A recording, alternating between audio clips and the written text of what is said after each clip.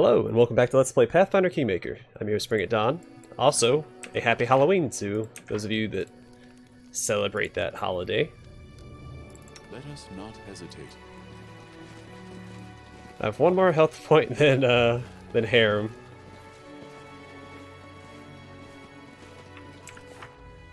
So what does he have? He has 18. That's obviously...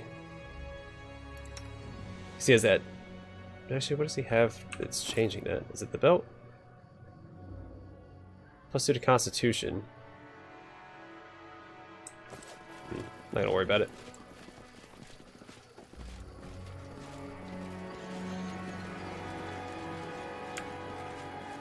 Alright, so we're gonna go deal with Ekun's party over here. Gonna party hardy. Oh, excuse me. Where are we? Where's everyone at? It's not much of a party. There's 3 people here. There you are. Yep, here I am. Ekun, old friend. Speak of the devil. Ekun's face freezes in surprise. He stares at Tavi and Elena silently for a few moments, completely still. Finally, Ekun turns a quizzical look to you. Relax, friend. Let's just drink a little and talk. Alright, now let's silently pat Ekun on the back. Grabbing Ekun's arm, Elena leads him to the tables with food. Please come here, Ekundayo. You don't mind if I call you Ekun?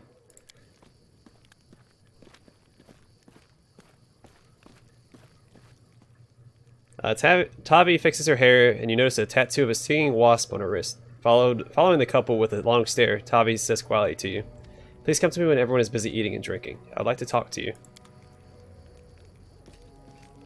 Okay.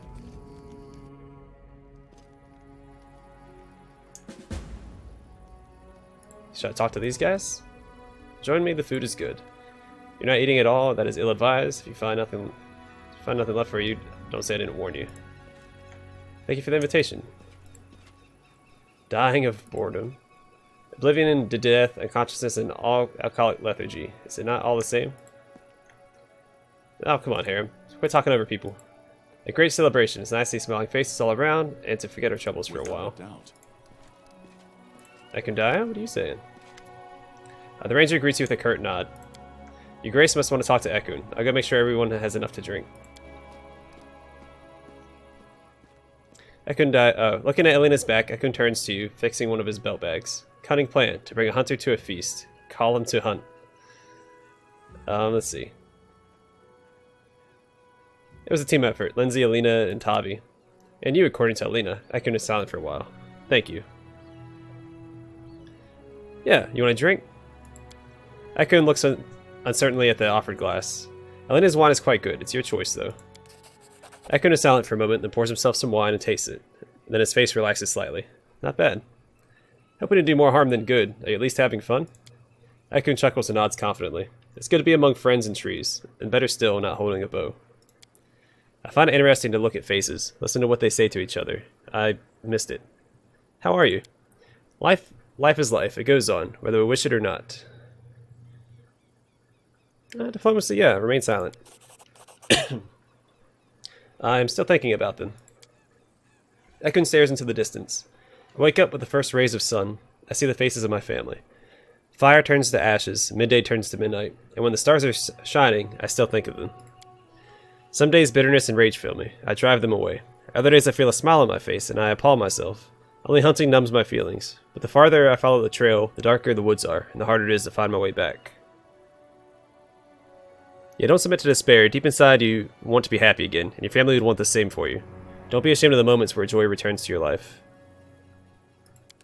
Ekun smiles slightly. Easier said than done, but there is wisdom in your words.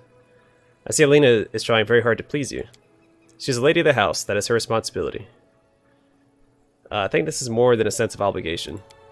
I thought about it. Time will tell. Does it not ruin your fun? A faint smile spreads on Ekun's face. There is very much of her, all at once. However, she is a good woman. Why did you never tell me about Tavi? Ekun shrugs. Why? How did you meet Tavi? Guarded caravans. She talked a lot, I thought. She must be in love with her own voice, Ekun winces. But over time we walked many roads together. I learned she had a steady eye and a strong hand. And then the desert, taught her to close her mouth. Sand gets in. Ekun smiles slightly, but his eyes are joyful. Why did you stop talking? The ranger rubs the back of his head and then smirks. Amanda said, a caravan is here. You'll go to the tavern again. Tavi is a bad influence. And then Tavi started coming less and less. Were you close? Ekun looks at the grass beneath his feet. As fire and wind. I see. Alright, I'm gonna get something to eat. Oh, she's a ghost! She slides across the ground. Let's see what these guys have to say. To your health, Donal. By the way, if you're looking for where to go after the feast, I know a place. The very peculiar menu. We only live once. Okay. Such a wonderful idea, Donal. Come now. Why didn't you tell us about it sooner? I'd have baked a pie. Guide us. Oh. Lindsay looks up at you surprised, trying to keep the rhythm. Where are you going? If you leave now, the whole plan goes to pieces. Now stay at that party clear as day, so I'm gonna break from the noise. Yeah, I was just trying to see if there's any loot at the campsite. Lindsay runs her fingers over the strings intently.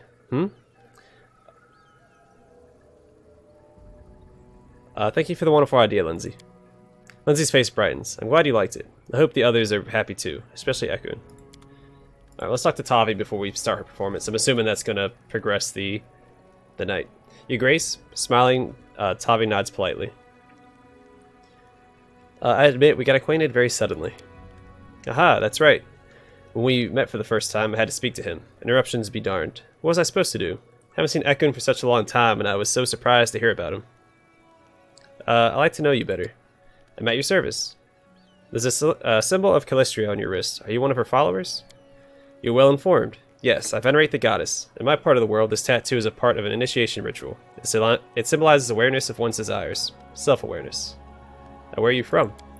I grew up in Nantambu, far from here, but I never liked that sleepy town. I left it years ago, and I haven't been back since.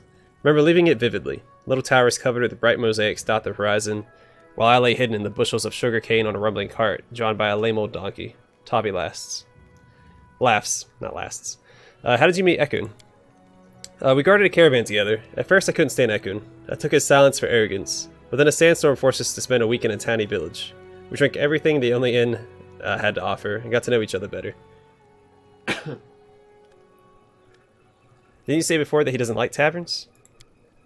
Tavi grinned, staring off into the distance. He behaved somewhat differently when he was young. A curious story. And old is the world. Ekun never mentioned you. You don't say. It can't be. Tavi looks at you with a smirk. And he is usually so talkative. Keeps talking about himself, his past, his dreams and plans. A couple of jokes here and there. Let's change the subject. So what did you want to talk about? I wanted to ask a favor. You see, Elena the innkeeper treats me coldly, and I have no reason why. Yesterday, for instance, she argued with me before changing the sheets in my room. But today she refuses to pour me a glass of wine. So I was thinking, she wouldn't refuse it if the Baron himself asked for a bottle of wine. And why do you need a bottle of wine? Tavi's laughter is soft and musical. What a strange question. Really, why would I need a bottle of wine at a party? Fine, I'll see what I can do. Thank you, Donal. Still, why do you need a bottle of wine? Well, I just wanted to steal Ekun for a moment, to walk and talk with him eye to eye. I've known him for a long time, and he could definitely use someone to talk to. Okay.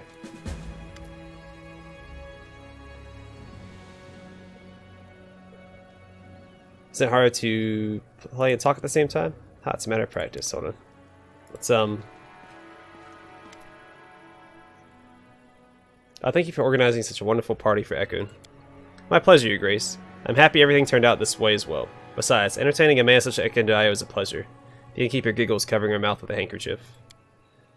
Ekun pretends not to hear. Well, I'm gonna go check. Alright, I'm not gonna get the wine yet. I'm gonna start her performance. Lindsay, I think now's the perfect time for one of your performances. Are you sure? Have you had time to talk to everyone? Okay.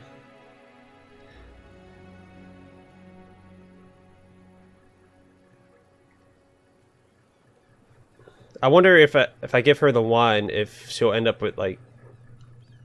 If Ekun will end up with her. That's what I think is going to happen. So I'd rather him be with Alina, so let's do that. I'm sure. Begin. Your attention.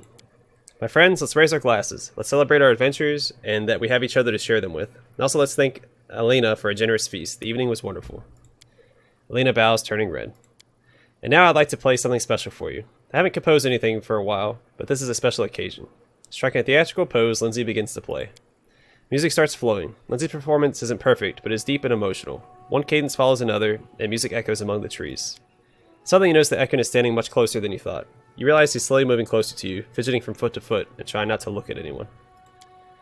At the same time, Alina is trying to lean closer and closer to Ekun, trying to touch his shoulder. Notice in your look, she gives you a sharp look. Yeah, try to shove Ekun closer to Alina. Ekun, my friend, could you crowd me so? Turning red as a beet, Ekun whispers an apology and moves towards Alina. She grabs him, Ekun by the arm, looking at you gratefully. Finally, Lindsay strikes the final chord, and the sound fades. Pleased with her performance, Lindsay receives well-deserved applause. It's just us two applauding.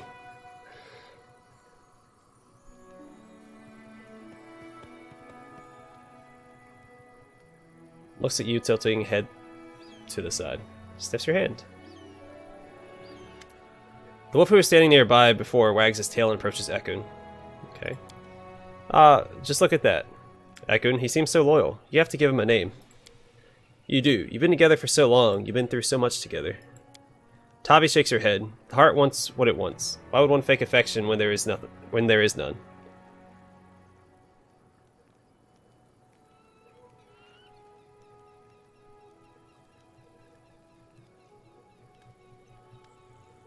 Yeah, I think he deserves a name. Looking at the dog and thinking for a moment, Ekun smiles slightly. His name is Okbo, or Okbo? Alina looks at Ekun and seems to forget about the whole world for a moment. That's better. A wonderful, imposing name. Well chosen. By the way, friends, not to sound too mundane, but I'm quite tired, and we still have to get to the city. Maybe it's time we pack up. Alright, well, he didn't end up with Tavi, he ended up with Alina, or maybe.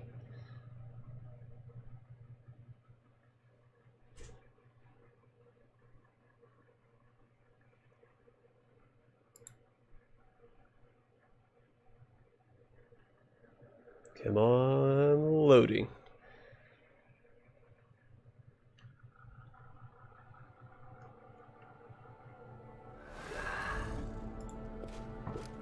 Alright, let's head towards that other village. Need to stop by the merchant on my way out of town as well. I don't think I picked up any.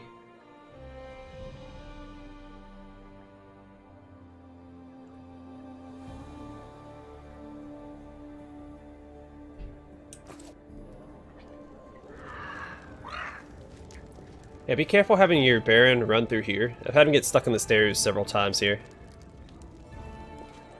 And I have to reload the game when that happens. So if you're playing along with me, make sure to keep an eye on your Baron in the throne room.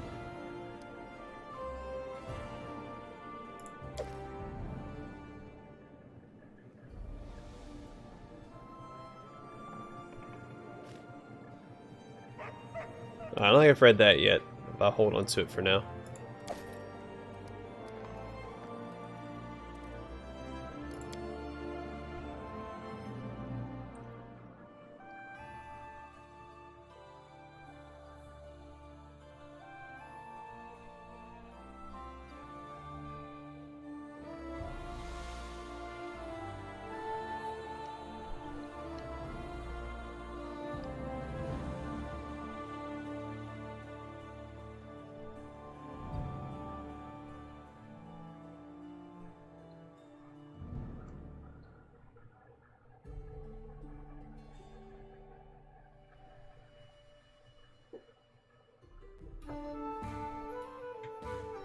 These loading times are abysmal now. Alright. Let's go talk to the merchant, then we'll stop by Ekun real quick and see what he has to say. Then we're going to head to our town in the southern Narmarches to talk to the...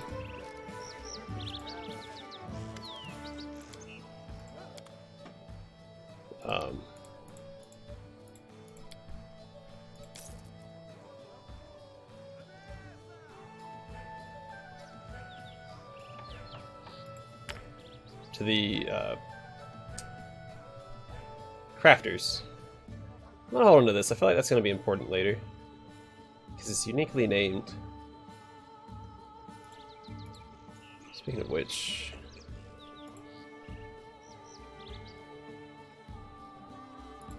Oh, Tristan leveled up. Yay, Tristan. I'll sell that as well.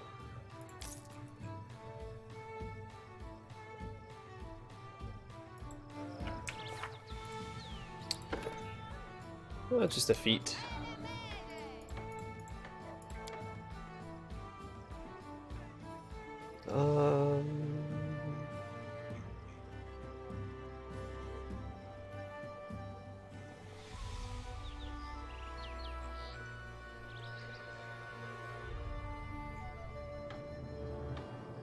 So give him extra channel.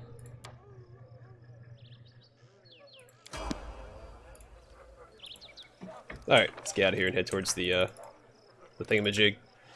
The village. Oh wait, hold on, I want to talk to Ekun. Come back. Dog's name is still Akbo. Or still Dog, not Akbo. Hope you enjoyed the party.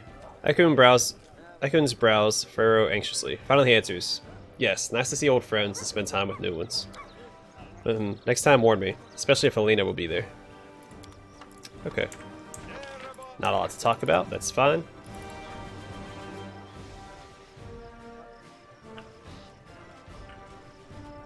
So I want to go to that village, talk to the crafters, and then after that we will head towards the goblin village on the eastern side.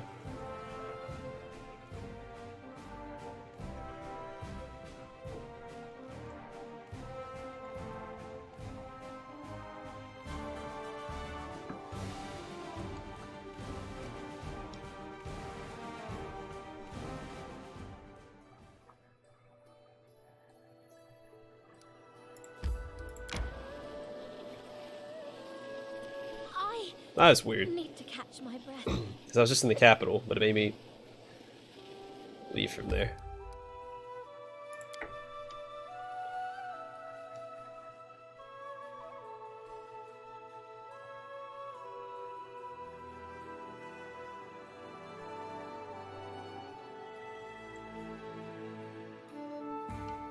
My strength betrays me. Oh, you'll be fine. Alright, so this should be... Forwards. Alright, there's Dragon. Greetings. As you see, I've already set up shop. Took a lot of work, of course, but now I've got a nice place, no worse than the guild smithy. Tell me about that idea you had about a family relic and a masterpiece. Dragon's face clouds over. Here's the story. Our family used to have a suit of plate armor named Lawbringer. My grandfather wore it to perform many heroic deeds. What a great dwarf he was. But it's been stolen. By my own brother Kurgan, and then Kurgan fled. Lawbringer has been on my mind ever since. I'd intended to bring the relic back to the clan and restore my good name. After you hired me, one merchant told me how he saw some fragments of armor that looked like Lawbringer. Kurgan is such a fool. He couldn't find a buyer for the whole suit, it's too valuable. So he pawned it off piece by piece. Someone got the jamberts, another got the gauntlets, and a third got the cuirass. A fine set of armor turned into a pile of junk. Fancy junk. See if you can find my grandfather's armor and bring it back. I promise I will repay you. It turns out 3 local merchants have the 3 parts of the armor. They're like vultures pulling apart a corpse. They buy whatever catches their eye, not caring whether it's stolen or not. One merchant seems to be in the capital. Another was staying at some trading post. It's got an owner with a strange name. The third one always prowls in distant corners, looking to buy valuables on the cheap. I believe he has an acquaintance, Huntress Doomra. She might well have it. Okay, so Doomra is at that lodge. One merchant seems to be in the capital, so that could probably... I have 2 merchants in the capital. And this is probably Oleg. Unless there's like unique NPCs for this quest. Let's say, I'd like to know more about you. Dragon's cheeks turn beet red, and he says softly, "Why, it's an honor to indulge your interest. What would you care to know? What has led you to these lands?" Dragon's face grows grim.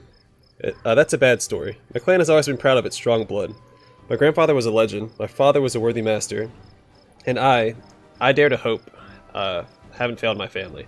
But my brother Kurgan, he's always been a scallywag, always running off somewhere looking for trouble. Soon after he came of age, he did something terrible. He stole a clan relic, the armor of my respected grandfather, and took off.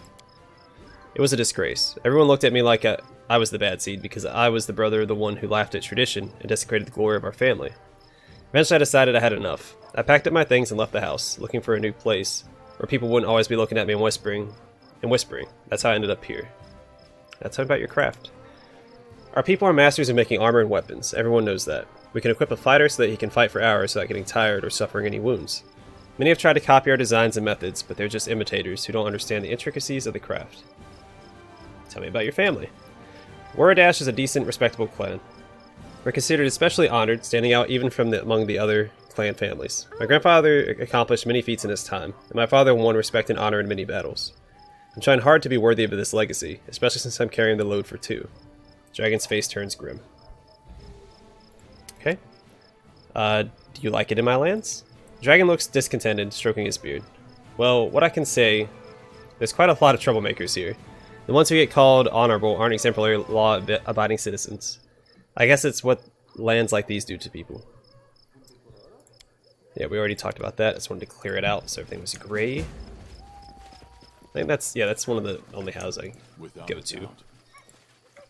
Okay, so we'll deal with that momentarily. Shaynih'a is happy to see you, O most worthy one. Rest your legs and listen to my stories. That is, if you've nothing more important to do, such as assisting me in a delicate situation. Shaynih'a gives you a sly wink. What sort of help do you need? The Vidrani proffers a small scroll. This was written by my father. It was meant for a family that has lived for centuries near the home of my relatives in Absalom. Life has scattered us all across Galarian, but we never gave up hope of reuniting with those we once knew so well. My father asked me to pass this letter to a member of this fine family, if I should ever happen to stumble across one. As I've recently discovered, one of them lives nearby, the noble House of Trades in your capital. I confess I am too nervous to meet him. I fear that my anxiety will cause me to behave inappropriately, and I may disgrace myself for it. Would you assist me in fulfilling my duty and deliver him this letter? I do not believe that my heart can be at peace until this letter is delivered. One cannot be a master when beset by such distraction. Okay, well that sounds pretty easy. I'd like to know more about you. I am flattered. Where should I begin? How did you end up here? Have you heard of Rudrakavala? High in the Vidrani Mountains lies the Adar Monastery. Its monks are pious and devout. Their duty is to feed a dead man whose green-skinned body floats over a black metal altar as he meditates. Back when Rudrakavala was alive, he was the vilest of the Rakshasa. However, one day he stepped upon a riverbank and became a seeker of truth, and thus he stood for 1,000 years unmoved. Keep listening in silence. A massive ant hive grew around him, but this did not concern Rudrakavala. 1,000 years passed, and Diomazul, the god of war, came to visit him and offered Rudrakavala any reward, for he'd shown great merit. The Rakshasa demanded all 8 of the god's swords. Upon receiving them, he chased Diomazul into a dungeon, and, content with himself, sat down to rest. Soon the other gods realized that war has left them, for it was much more difficult to resolve conflict and maintain order. And so they began to seek the missing god. To be precise, they found a young hero and tasked him with finding and rescuing Diomazul. But he was terrified by the sight of the mighty 3-headed Rakshasa. It's so hard to say. While one head was reading Mizravrit Brahmodia, the second was puffing on hookah while the third was sipping wine. The hero didn't stand a chance in battle, but the Rakshasa's bride fell in love with the hero. It is she that stands before you today. I put Rudrakavala to sleep with fragrant incense, while my prince took one of his swords and severed all 3 of the Rakshasa's heads. I hid the heads in a secret place where my groom could not find them. The memory of my treachery remains in one of his heads. I hope that it will never find its way back to his shoulders. But I best stay as far away as possible in case that ever happens. So I prayed to the gods, and trusting in them, I jumped over the ocean, landing in Varissia. From there my feet carried me here. It seems there are quite a few exaggerations in your stories. Oh, they often say this about the Vidrani. Know then that the gods have given me such lessons in humbleness that it is quite against my nature to lie and spread falsehood. Have you ever been to Niswan?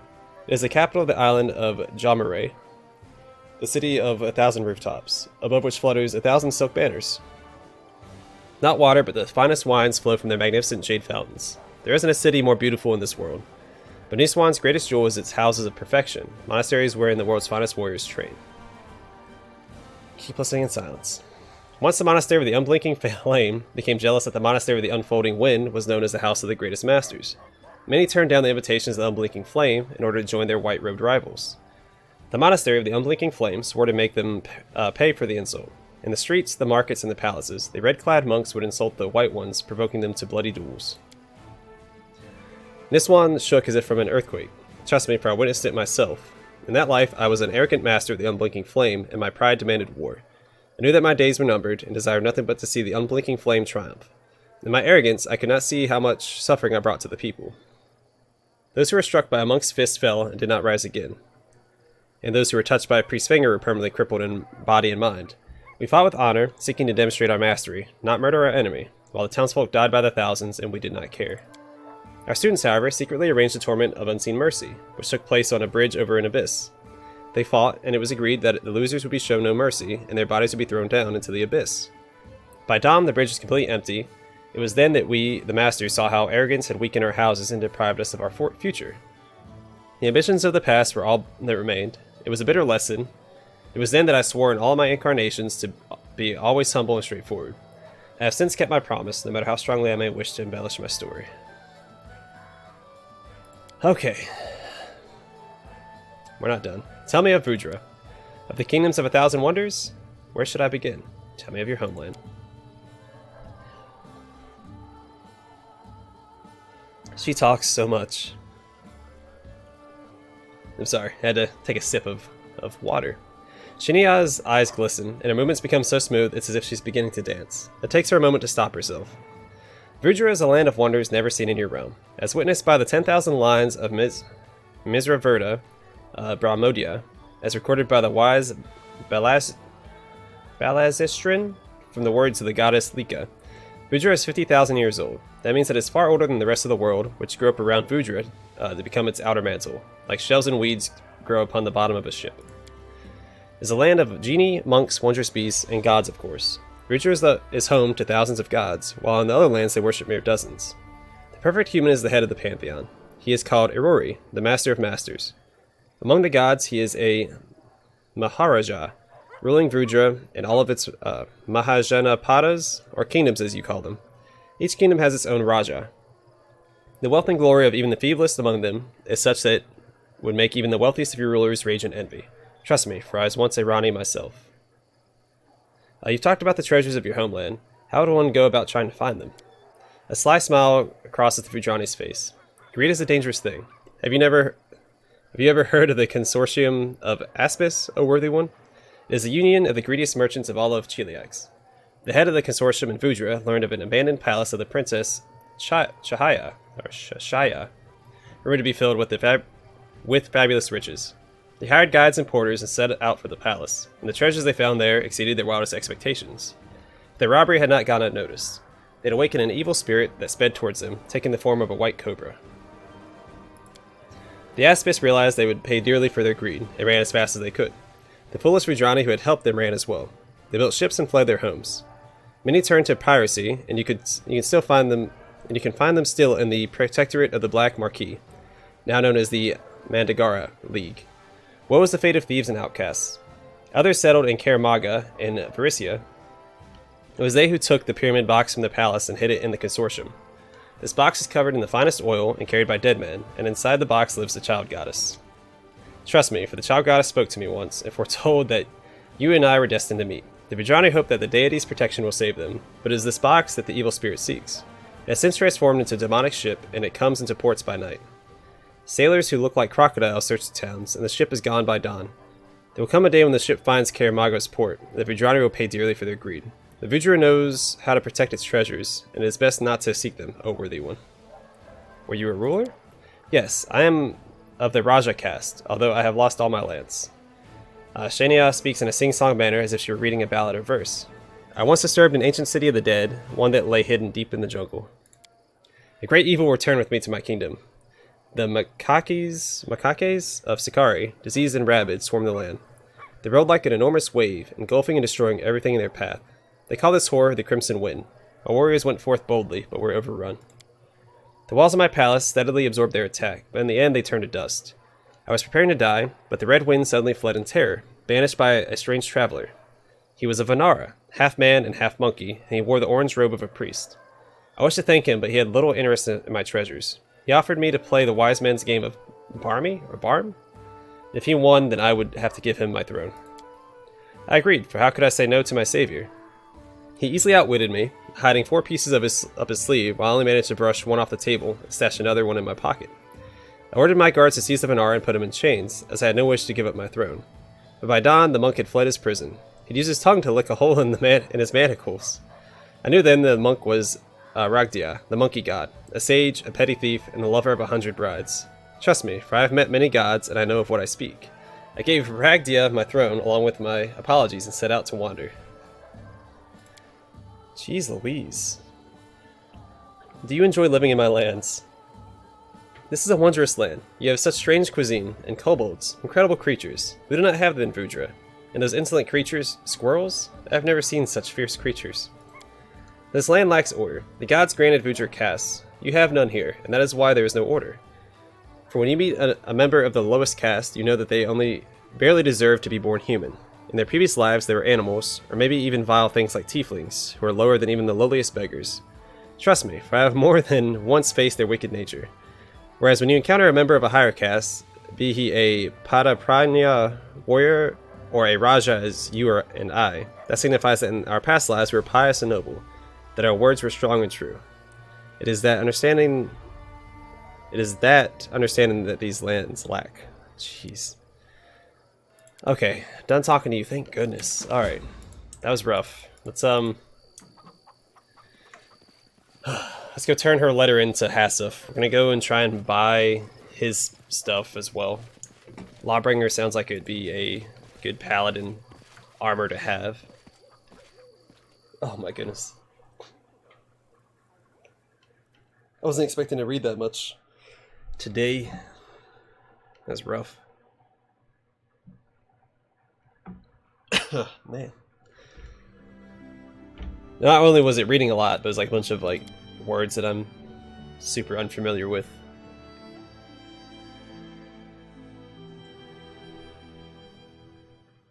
Check out the kingdom real quick. New settlers. Okay, well, I don't really care.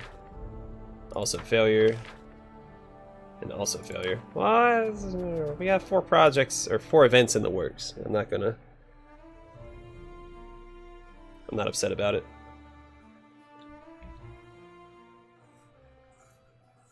Alright, let's Oh,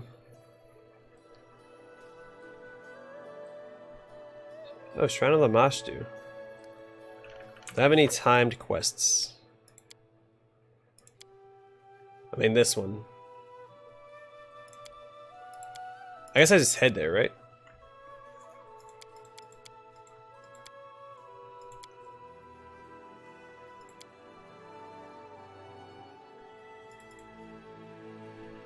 This one's done. Why is it still showing it? Whatever. Alright, let's head towards this secluded lodge since it's on this... Whoa! Why would you go that way? Can I not just go... I guess it's kind of faster. Well, if we're going that way anyway, let's stop by Tuskdale. More strength fades. We'll rest here.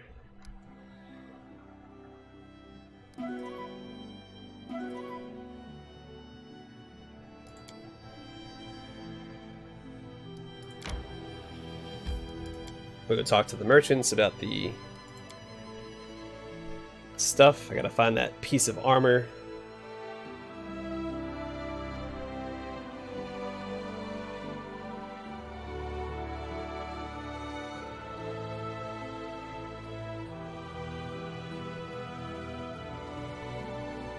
So I wonder if it's Hassif or if it's the dwarf or if there's going to be a new NPC that's going to have that armor.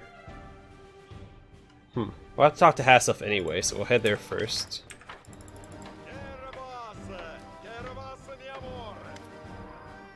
Alov, stop yelling and listen to me. I'm trying to talk some sense into you.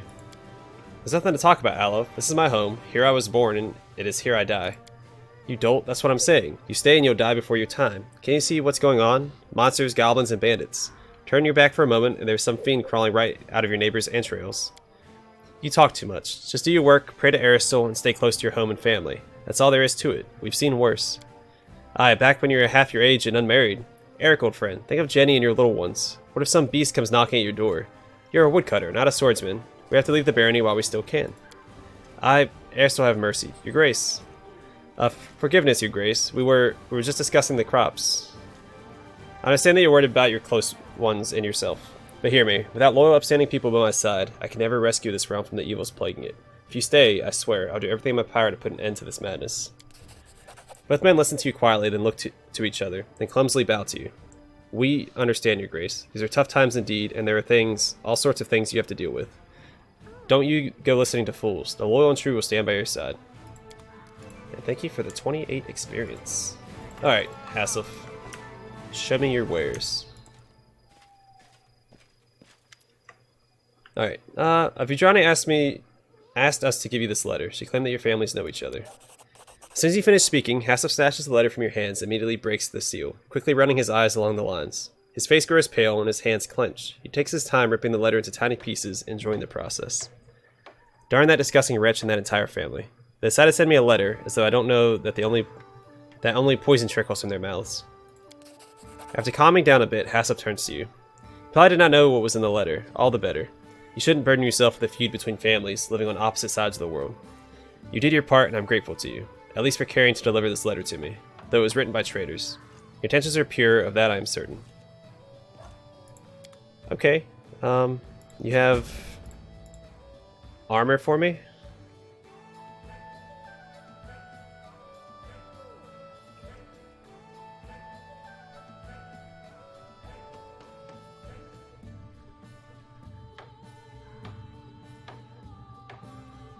Dinosaur bones.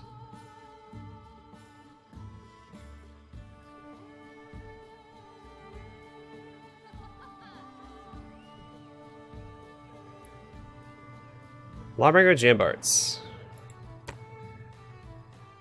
Also, I think I'm going to buy this back. Someone said that I shouldn't have sold this. So I'm going to hold on to that as well. Someone said I might need the emerald later on. So I'm gonna hold on to it for now. I have plenty of money, so I'm not like upset about spending 2,000 gold to buy it. I think it's the only emerald that I found so far as well, so. Alright, so we can go to Oleg's next and look for the next piece of armor.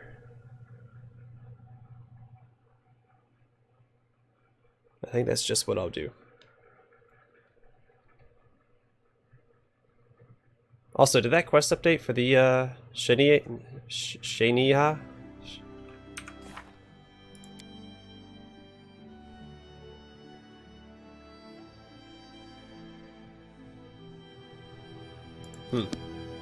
Yeah, I'll probably quick save before I turn that one in. Alright, so Oleg's.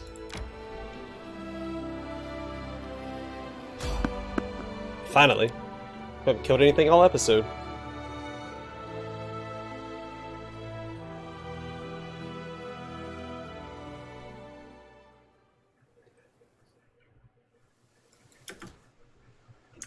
I grant you death.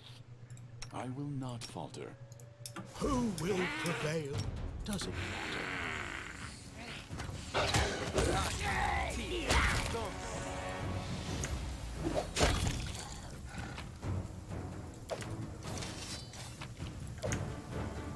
Alright, that was easy.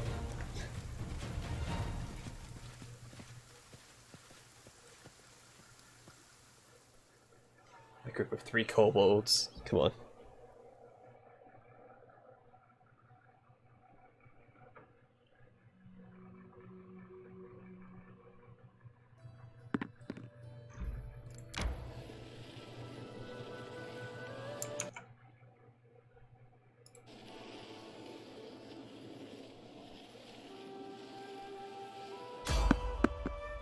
Alright.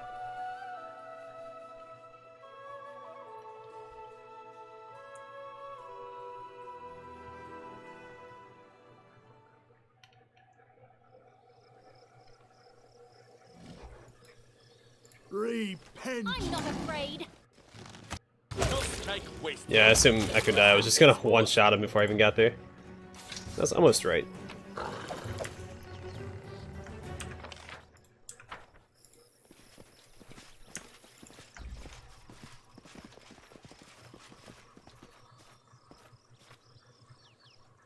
Hey, something I didn't show on camera. Reg has a breath attack now.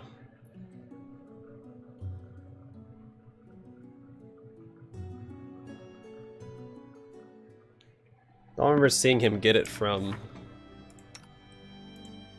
here. But he does have a breath attack.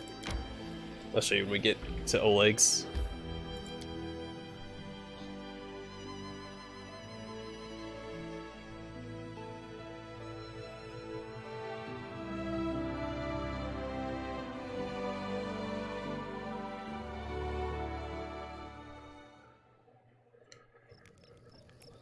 Forwards.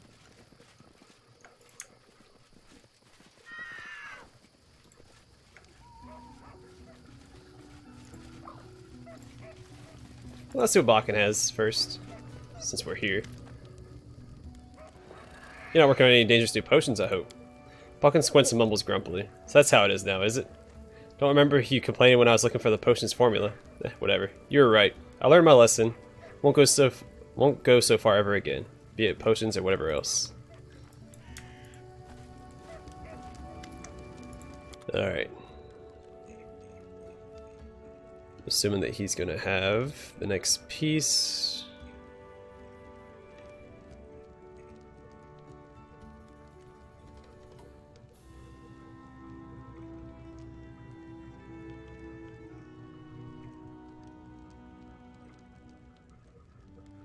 Oh, there's another emerald. Alright, maybe... There are plenty. Think about picking this one up as well. Maybe I need all the emeralds. Alright, I'm gonna buy it. Also, yeah, let's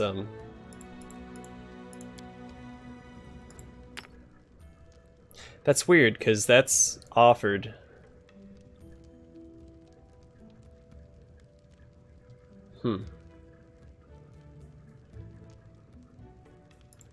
I'm gonna take it anyway.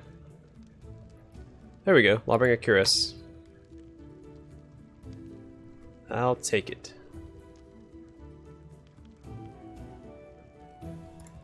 Alright, well that's 2 pieces of the armor. But yeah, if we go to his abilities, he has a breath weapon. Plenty of spells. Alright, anyway, let's try and find the last piece of that armor. We can head back and talk to Dragon. How many uses of it does he have? 2. 60-foot line. It's a little ridiculous. Ekundayo, what are you doing? Eyes open.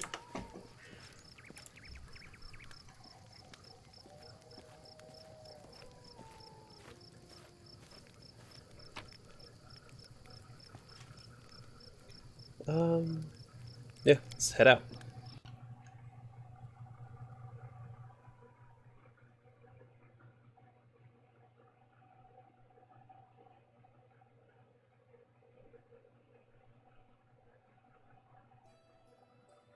Alright, to the, well, if I'm heading south anyway, I feel like I should just go and go through these lands here and claim what I can. So that's what I'm going to do on my way down, claim all these little outposts. Time to search for the spot to rest. But first, let's see what the kingdom has going on.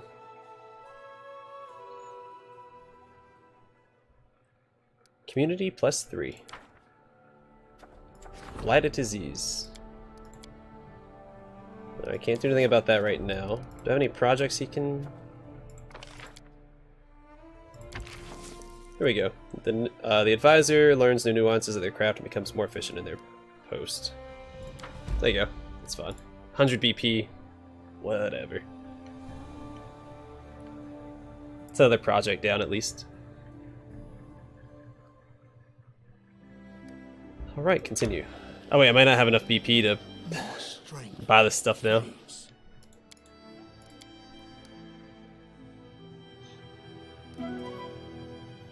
I have 19. I think it's only 15 to claim one of these. So I at the very least claim this one. Not gonna be what, community, right?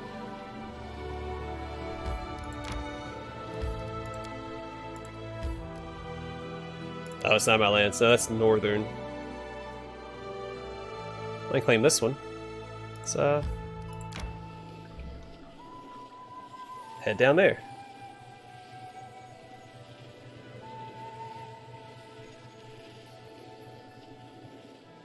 I need to catch my breath.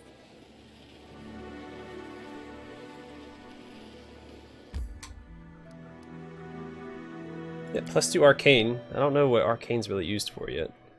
Then there's that one I can claim. Military +3. In a week I should be able to claim that. Whoa, why? Just go this way.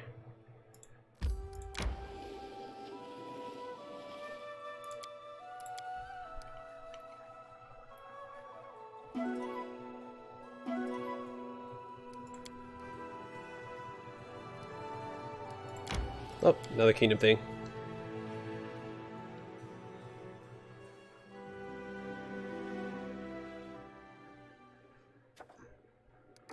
New event. The art of making friends. I don't have anyone to talk to. Why would I send a general to do that? Man, I didn't read the whole description. Maybe that explains why. Maybe because they can send soldiers with them to protect their caravan the rest of the way. Who knows? Alright, let's head,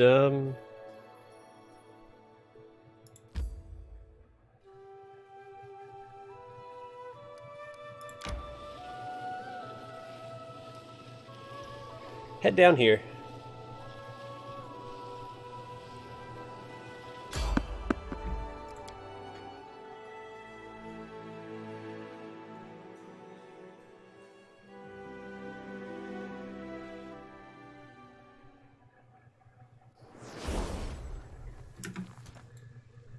Repent. Let's finish them quick. No strength wasted. Alright, easy peasy. To think I used to be worried about hydras.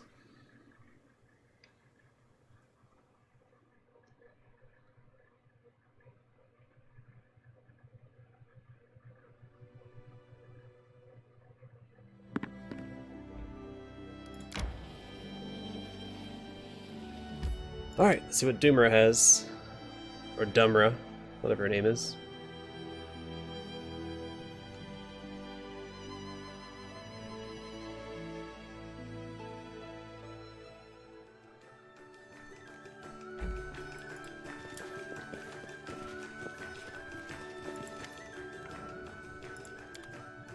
Lawbringer gauntlets. Alright, let's head back to the overworld.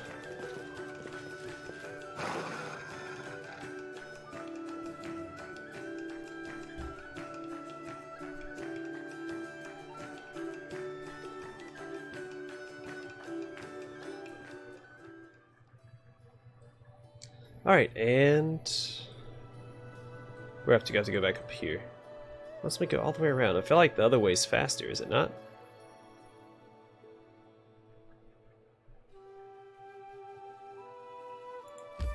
One day and 6 hours.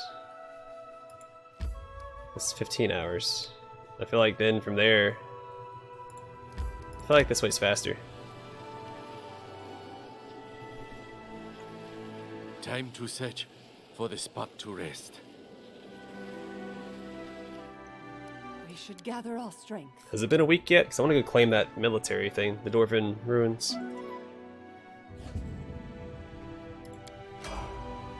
Of course. Alright, we're going to do this fight, and then I'm going to call it an episode there. In the next episode, we'll turn in these two quests, and then, do one of the main quest things, the Goblin Village or the Shrine of Lamashtu. Fates. My strength betrays me. Like, crit me for 9? Well, smite you for like 35 damage.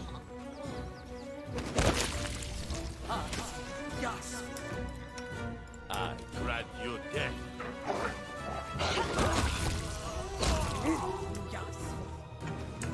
Alright, everybody.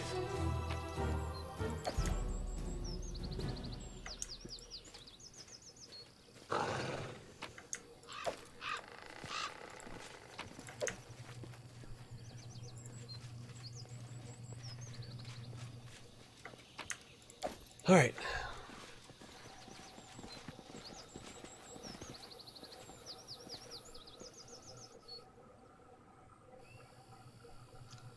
Alright, well, we'll call it here. I'll head to the overworld and then finish the walk back to the